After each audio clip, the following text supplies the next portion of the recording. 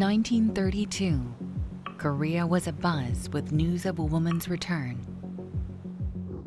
The center of everyone's attention, she was Kim Maria, the leader of the Korean women's movement and the anti-Japanese independence movement.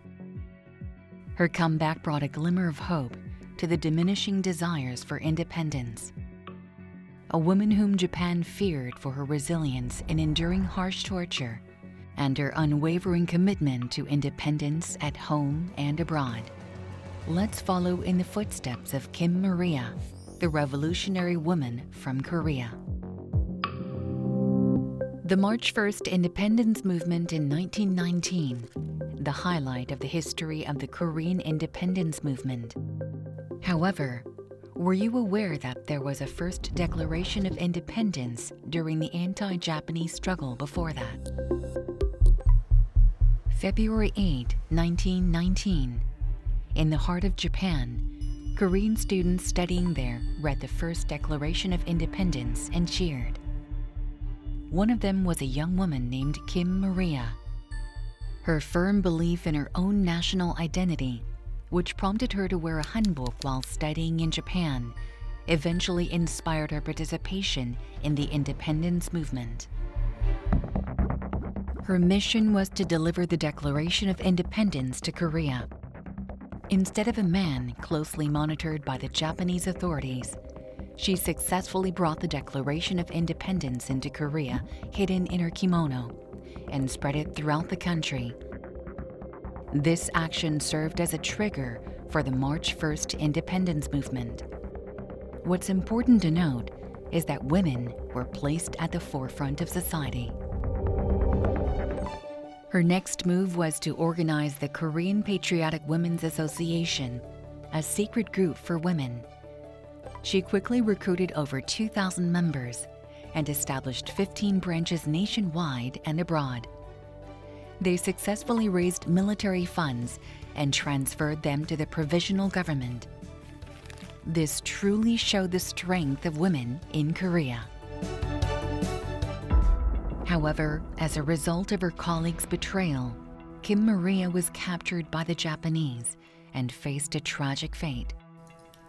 Due to the horrific torture she endured at the hands of the Japanese, she lost a breast and had to wear a jacket with mismatched inner and outer layers for the remainder of her life.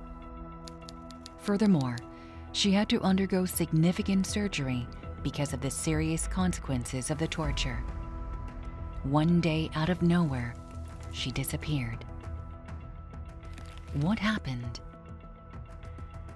News arrived from the Provisional Government of Korea in Shanghai, China. She managed to escape by the skin of her teeth and found refuge in exile. At that time, the world's attention was centered on ensuring women's rights.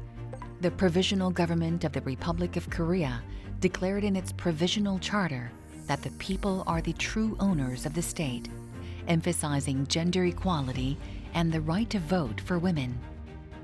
Kim Maria was elected as the first female member of the Provisional Assembly, marking a significant milestone for women.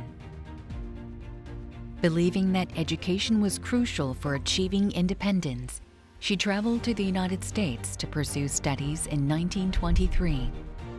During her time studying in another country, she played a key role in the independence movement by acting as the president of the Women's Independence Movement Group Kunhwae and actively engaging in Hungsadan. At the age of 40, she was finally able to return to her homeland.